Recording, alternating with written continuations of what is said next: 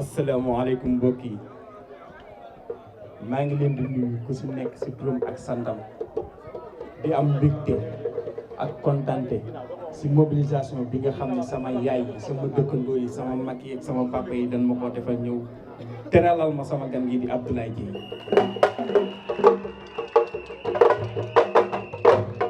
bala maa commencé dara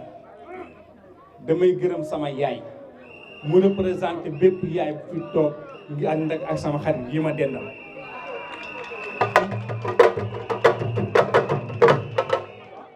di gërëm sama papa mu représenté bépp papa bu fi toog ànd ak sama xarit yi toog. di remercier bu baax sama papa Maodo Malick Mbaye mi nga xam ne ñëw na teeru leen sama gan gii di Abdoulaye Dieye. di leen wax ni siggi dafa jot su ma nee siggi jot na ñu ni ma yow rek a sëggoon ma ni leen juum ngeen su fekkee ne dañoo nekk ci dëkk boo xam ne xale yi liggéey da leen a jafe Abdoulaye Dieye ubbi entreprise am jël leen kon yaakaar naa ne siggi la woote. su fekkee ne dañoo nekk ci dëkk boo xam ni femmes yi dañoo soxla financement Abdoulaye Dieye ànd ak regroupement femme mi nga xam ne sama yaay Adja Marème Sylla moo ko jiite di financer femmes yi kon siggi dafa jot kon ngar la waaye siggi dafa jot. di remercier bépp délégation boo xam ne da nga ñëw ànd ak sama leader bii di Abdoulaye Dieye ñëw sagal ma sama biir koñ bi nga xam ne fi laa woote di leen wax nag Abdoulaye lii rentrée politique laa ko tuddee. rentrée politique mooy ndorteel loo xam ne dama fas yéene tey bis ni ki tey ma jël sama tànk di dox porte par porte néeg par néeg lal par lal di leen wax ni Abdoulaye Dieye mooy l'homme qu'il faut à la mairie de Thiès Est. di leen wax ni lépp loo xam ne ndaw daf koo soxla muy ci entreprise muy ci liggéey muy ci li nga xam ne dafa jot. ñun ndaw yi ñu commencé di defal suñuy yaay di defal suñuy papa di defal képp koo xam ne daf ñu yaakaar Abdoulaye Dieye lañu war a àndal mu yu gunge ñu ba loolu di suñu objectif ñu atteindre ko. di leen wax ni nag fii ci Cité Lamy daa am loo xam ne dañu koy xase suñu papa El Hadji Aliou Diouf jaar na fi ba dem suñu papa Maodo Mbaye mi ngi à son temps di leen wax ni man Tafa le jeune maa ngi ñëw ñetteel leen naan leen nee nan su yoon naree neex su yaakaar naree neex. yaakaar am day tombe mu nekk xale boo xam ne am na jom ay way juróom ñaanal ko te yaakaar naa ne loolu am naa ko. ñetteel gi ma leen di ñetteel nag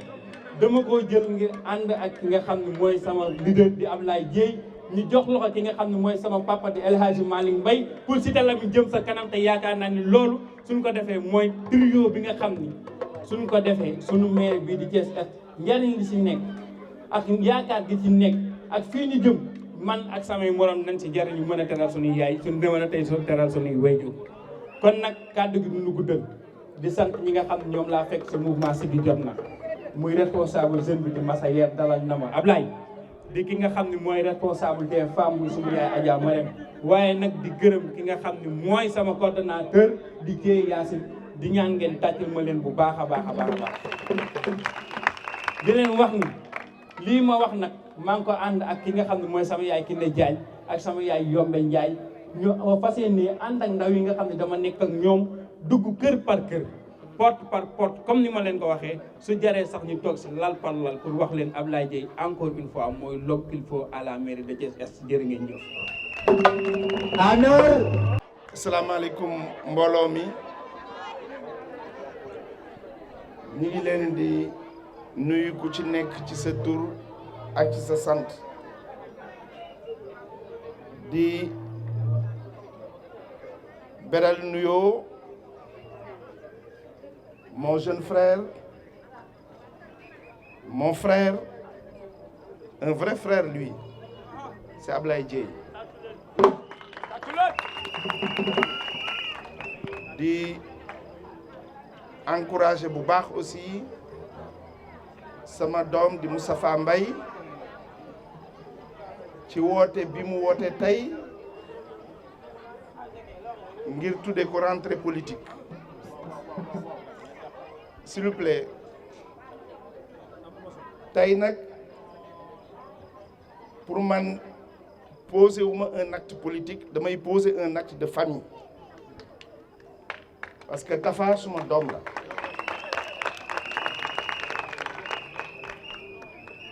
sa doom bu la oowee ni la damay am gan te dama bëgg nga teew nga ni ko kuy sa gan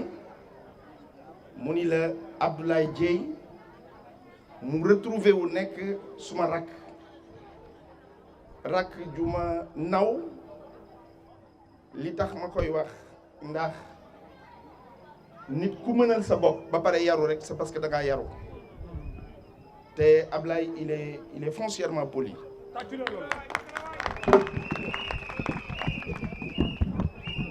donc buñ ma woowee ma toog Ablaye woo ma ni ma damay ñëw Cité Lamy mais du ma ñëw te àndoog man xam nga nit lay waxe du defe ma ni ko d'accord sànq mu woo ma ni ma maa ngi départ ma ni ko maa ngi ñëw mu ñëw ba ci bunt bi taxaw ni ma duma dugg te ñëwoo cër yooyu ku mu doyul dara dootu la doy àdduna nag sëgëm jumaa yi lañ fiy bàyyi te moo gën a sérieux jàkka yi dañ ko fiy bàyyi moo gën a sérieux raxatuma laak waxi politique yi nga xamante ni ci àdduna la yem nag mais mën nga ci liggéeyal sa alaaxira donc képp kuy politique dañ lay ñaan nga teg ko ci foofu et je pense que Ablaye li Yonent bi sallallahu alayhi wa sallam waxoon ni téye sa alal téye sa bopp ma jox la nit ñi yàlla joxuma ko te du ko jox kenn moom c'est notre jeune frère mais am na taxawaay boobu Moustapha nekk suñu doom lii mu dugg nii muy politique pour un rappel man maa ko xool y'a presque 10 ans fekk seen mbiru daayira la woon ma ni ko yow mën nga nekk leader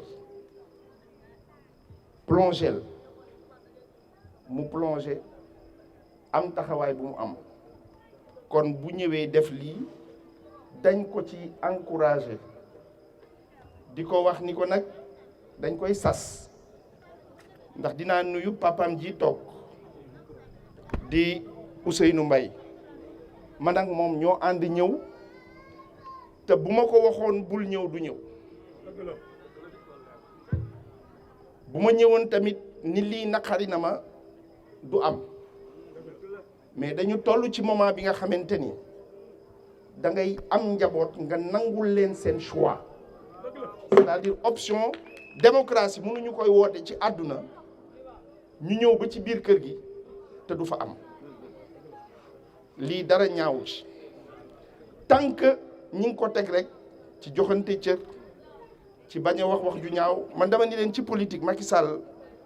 pour lan may doxale nen li parce que gis naa ku politique ba jël réew mi te waxul lu ñaaw kon mën nga politique te doo wax lu ñaaw Moustapha nag dañ lay sas tey lii nga def tey fas yéene ànd ak kii nga àndal muy Ablaye Dieye fexeel ba na nekk sa terminus politique fexeel ba Ablaye mii ngeen ànd ba bufti ba di wal bu la bàyyee sax bul ko bàyyi jàpp ko parce que li gën a mën a indil nit incrédibilité politique mooy tey yaa ngi fii suba yaa nga fële tey nga xarab kii suba nga xarab kële ñun nag da ngay suñu doom duñu nangu nga doxale noonu donc ñu ngi la ci encouragé bu baax ma bëgg aussi leeral leen ci suma digganteeg Cité Lamy ci wàllu politique ñu bari souvent da ngay wax ñu ne non centre moo dëkkaan centre de vote dafa mel ni marché tey di nga gis ku dëkk Médina Fall ñëw duggee marché Grand Thiès mais ci jàngat li ñu am damay wëlbatiku du delloo njukkal képp ku dëkk Cité Lamy parce que ba ma duggee ci politique ba léegi ñu ngi may gunge 600 voix la ñu démarré woon fii ci école moo dëkkaan tey ñi ngi ci plus de 2200 ou 2300 voix kon lii bu amee bu ñu teewul woon leneen lay doon li tax ñu teew tey bu ñu teewul woon rek ay di buri sarax ndax interprétation yi dina bari coow li dina bari ñu indi ci crise li nga xamante ni leen na ko waral suñu doom moo ñu woo suñu rakk wuy siñu ñu teew bëgg lépp rafet Ablaye nag dama lay confirmer fu le président Macky Sall teg parce que damaa fekke da nga organiser meeting national fii le lendemain li tax ma koy wax mooy xam nga nit bu ne président jot naa ko téléphone même bu ko journaux yi bindee di nga dégg ñu ko xaw a diingat mais maa fekkee di expliquer président ba yegg ci meeting bi wax ko mu ne Pape Samba nañ ko jox numéro bi man ñu jël sa numéro ma composé ko jox le président de la République Macky Sall mu félicité la kon loolu dalay wan ni yaa ngi ci yoon bul yàkkamti bul changer bul ëppal bu la kenn dressé ak kenn fexeel ànd ak ñëpp may nuyu jigéen ñi di nuyu góor ñi di beralaat nuyu en tout cas ak sant képp ku dëkk Cité Lamy di leen wax ni leen li ñu jàngat tamu xam ko mooy bañ ci duggee ba léegi at mu jot am nañu yokkute yi nga xamante ni gis nañ ko kon ñi ngi sant ñëpp di gërëm ñëpp di encourager en tout cas dynamique volontariste des jeunes ci politique ma koy répété waat jeunesse politique lu am solo la dafa laaj nag un engagement laaj une sincérité laaj un dévouement Tafa toutes nos prières vous accompagnent yal na la yàlla sàmm yal na la yàlla jàppale asalaamaaleykum wa rahmatulahi taala wa barakaatu. ma dalal di màgg daan li nga fi wax rafet na kontaan nañ sunu chanteur Pape May kontaan nañ si kaddu yu rafet yi ngeen xamante ni jotale ngeen ko te loolu lépp rek di ay kaddu jàngale ak ay kaddu jàngat donc ñu ngi leen di remercier ci animation bi ak sunu tambour major bi lii dafa bokk si sunu culture bokk si sunu réew donc kontaan nañ ci lool di leen remercier di leen encourager si li ngeen nekk culture dafa am solo ci dëkk donc ay valeur la loo xamante ni dañ ko incarner donc jërëjëf. donc tey nag bi ñu ñëwee fii dañoo ñëw seet si sunu frère sunu xarit sunu collaborateur parce que man dama faral di ni képp koo xamante ni damay ànd ak yow rek sama collaborateur ndax bu ñu bokkee mission bokk vision bokk gëm-gëm ngir liggéey dama lay jàppee comme sama naataangoo si liggéey bi nga xamante ni moom lañ am mais balaa may ñëw ci moom di Tafa le jeune damay tout d'abord nuyu dalal ki nga xamante ni moo tax ma ñeme fii ndax je pense que ni tey su ma ko woowoon jotuma ko sax amaana dinaa ne Tafa reportel manifestation bi ba ma jot sama frère de valeur sama mag sama conseiller sama xarit di Maodo Malick Mbaye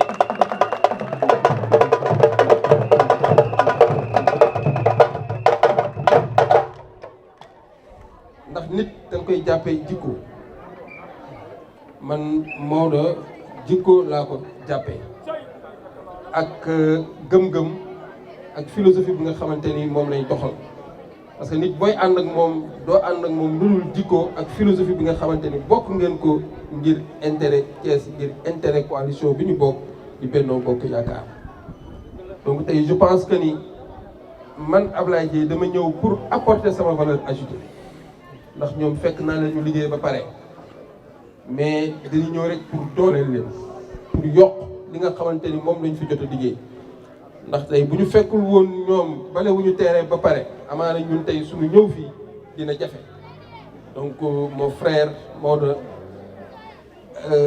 pas-pas bi nga am ci man xamal ni am naa lu ko raw ndax lii rek wane na yëg-yëg bi nga xamante ni am nga ko te esprit fédérateur bi nga xamante ni am nga ko ci coalition lu baax ngay wax lu baax ngay dox te tey fépp foo xamante ni dama fa war a dem rek dinaa xool responsable ba fa nekk ma woo ko waxtaan ak moom tey su ma doon dem jàmm gën dinaa woo sama frère Abdou Mbow na ko boo ñëwul du ma taxaw moo doon dem Daaru Salaam Cité Lamine dinaa woo sama frère Mamadou Ñing wax ak moom na ko boo ñëwul du ma dem parce que ñoo bokk gëm-gëm ñoo bokk idéologie mooy taxawu Thiès mais aussi jàppale le président de la République le président Macky Sall donc merci mon frère Maodo sa temps jafe na sa temps xat na wante bàyyi nga lépp ñëw taxaw def témoignage ci man mais aussi ñu ngi nuyu waa Cité Lamine ñëpp avant tout dañuy ñuy Papay Tafa di suñu mag di Ousseynou man ak moom ba ñuy xamante xamu woon sax moo jur Tafa mais engagement bi ma ko gis ci derrière le président Maodo Malick moo tax ma gën ko jàpp donc suñu papa ñu lay nuyu di la ñaanal yàlla parce que am nga doom joo xamante ni aussi ku am wéyjur la ku fonk ay wéyjuram la ndaxte bu muy dugg ci man daf ma ni avant maa ñëw fi tàggu naa samay wéyjur d'abord suma papa ab ensuite sama yaay donc nit koo xamante ni am na pas-pas boobu ci ay parents rek man dama lay gën a ñeme moo tax tey ma ñeme ko pour ñu ñëw ànd ci li nga xamante ni moom la ñuy doxal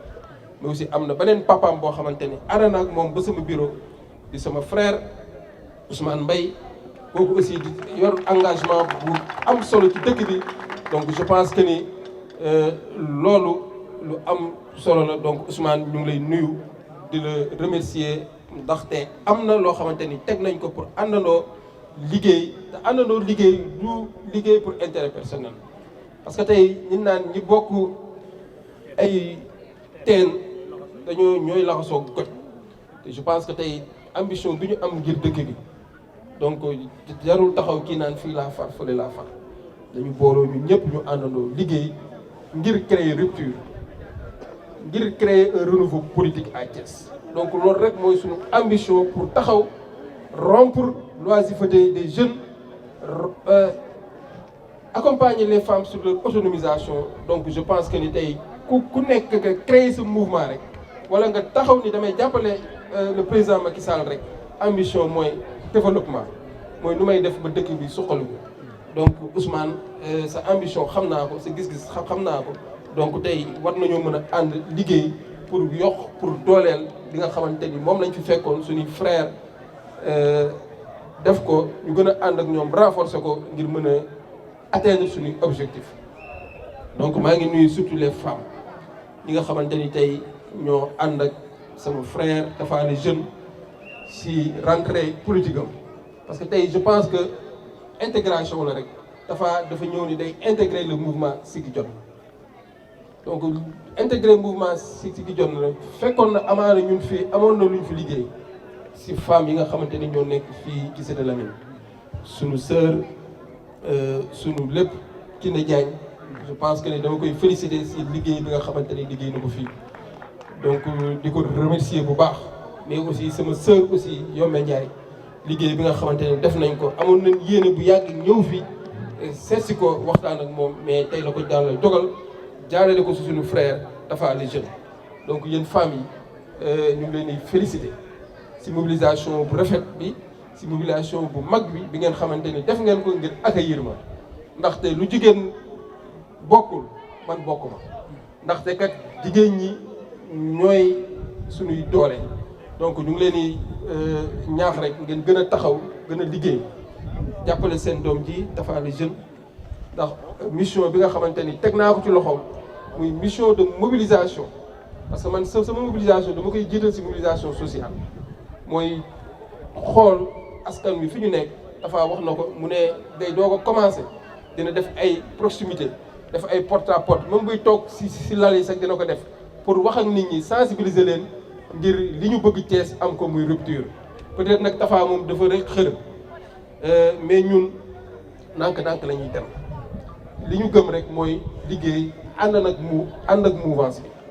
donc askan wi ñooy tànn mais du Ablaye Dieye mooy ñëw taxaw ni dama bëgg lii mais askan wi rek ñoom ñooy tànn parce que fekk nañ fii ñoo xamante ni liggéeyu nañ ba pare mouvance bi nekk nag dinañ booloo fédéré parce que c'est l'heure des grands ensembles donc man tey soxla naa sama frère Maodo Malick Mbaye moom aussi soxla na ko mel ni Ablaye Dieye ñu booloo fédérer seeni force liggéey waxtaan ba juboo pour ñu créer cette rupture.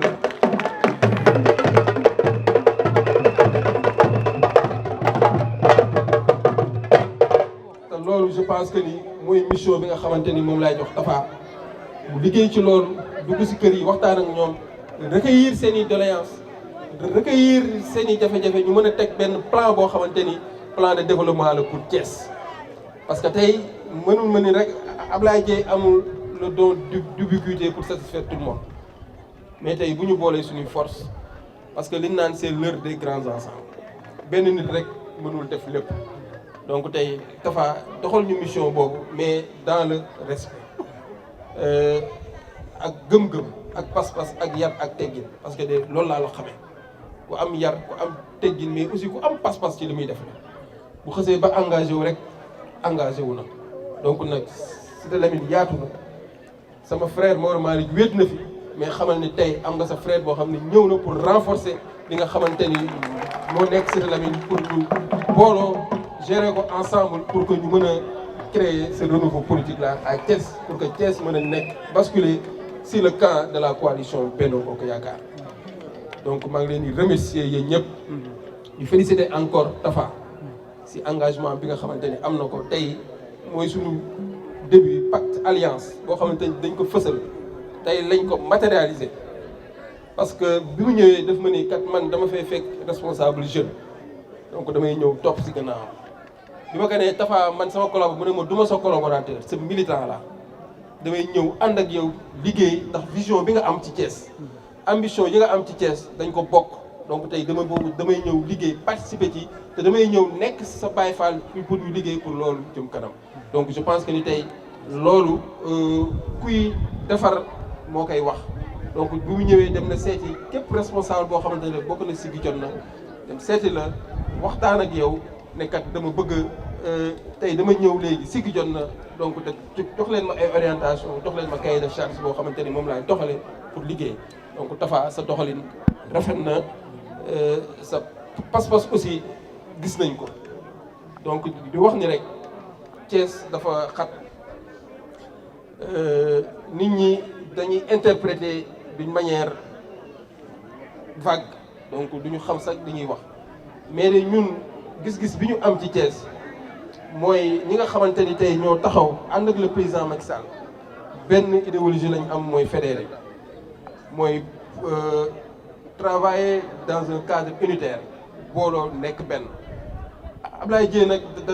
damay wax à chaque fois ne Ablaye Dieye moom xajul ci gannaaw kenn rek laa xaj mooy ci gannaaw le président Macky Sall te képp koo xamante ni responsable nga rek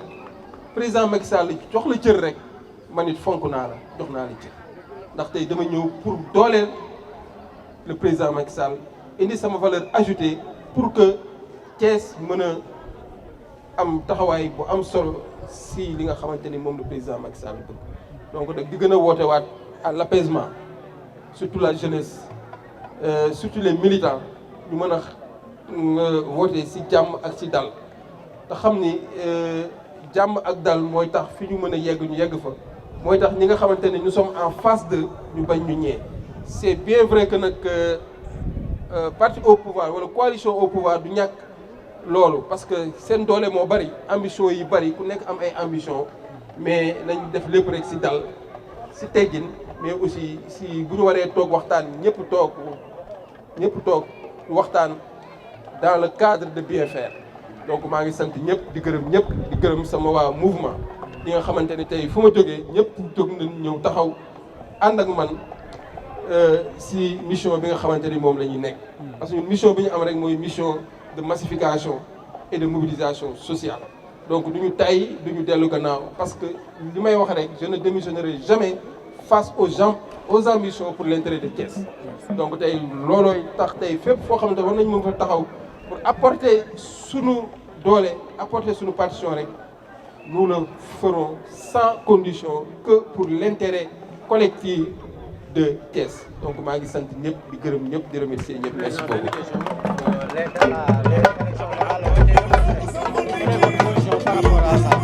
Position que j'ai par rapport au report des élections de 2021, c'est par rapport au dialogue national que le président Macky Sall a appelé. Donc je pense qu'aujourd'hui, il est nécessaire, c'est l'opposition même qui a demandé la refonte du fichier électoral et de revoir le parrainage. Et aussi pour faire, pour recadrer tous ces points-là, il nous faut du temps. Donc moi, en tant que responsable politique, je suis parfaitement en phase pour le report de ces élections-là, pour qu'on puisse trouver un consensus. Parce qu'on est dans un dialogue, il faut que tous les points soient revus pour que l'opposition et le pouvoir puissent tomber d'accord sur un point pour pouvoir aller aux élections transparentes et libres. Mais est-ce à dire que ça va vous permettre, vous, le Benno Bokk Yaakaar, de pouvoir mieux vous préparer pour ces prochaines élections? Absolument. Moi, je pense que Benno est dans la démarche de rassembler et aussi de fédérer les forces. Donc je pense que ce temps-là, d'ici 2021, va nous permettre de mieux se préparer parce qu'on sort récemment des élections présidentielles. Donc les gens doivent... le président est en train de refaire le gouvernement, même à Thiès. On constate qu'il n'y a pas beaucoup de manifestations politiques. C'est parce qu'il y a un temps de faire la politique, mais aussi un temps de travail. Donc ce report-là vraiment nous permettra de mieux se préparer pour aller à l'assaut des élections locales. Merci beaucoup. Président, est-ce que vous pouvez nous dire que l'élection locale est reportée à 2021? Aussi, je pense que si je suis reporté l'élection locale, c'est appel que le président Macky Sall a fait le dialogue national. Parce que le dialogue national, je pense que l'opposition est arrangée parce que nous avons voté les fichiers. Donc le président Macky Sall a autour d'une table. Da ngeen di wax lan lañ mën a def donc tey bu ñu nee dañuy def dialogue national dina am d'abord dialogue politique naka la ñuy def ba changer waat le mode électoral mais aussi changer fichier bi te je pense que loolu lépp dafay jël temps parce que il faut que ñu dem ba tomber d'accord si li nga xamante ni ku si nekk joxe nga say propositions moo tax man dama d'accord ni élection yi ñu reporté lu baax la ci opposition mais aussi lu baax la ci pouvoir bi pour que ñu mën a bàyyi coow li ku ci nekk wax lan mooy say contraintes ñu mën ko résoudre pour mën a dem ci ay élections. mu nekk tamit la nga xamante ni yéen waa Benno Bokk Yaakaar bi nga xam ne da ngeen a perdre fii nii présidentielle bi dinañ leen permettre ngeen tax gën a préparer. waaw je pense que ni loolu aussi am na solo parce que tey bu ñu reporter élection yi dina tax ni ñu mën a amaat temps pour mën a boolewaat suñuy force mën a wootewaat mën a waxtaanaat pour dem sensibiliser waat la population de Thiès parce que Thiès ba ñu jógee ci élection présidentielle yi ba léegi nii gis nañ ni am na benn dal je pense que ni président Macky Sall def na fi gouvernement am ñu ngi defaraat et aussi nit ñi xawoon nañoo sonn donc tey je pense que ni lii jariñ la pour ñëpp ñu reporter élection yi bu ko defee dina mën a taxawaat dem ci base bi waxtaan ak ñoom pour mën a vraiment li ñu bëggal Thiès mooy basculer ko ci le camp du président Macky Sall ñu mën ko am ci élection locale yi di ñëw.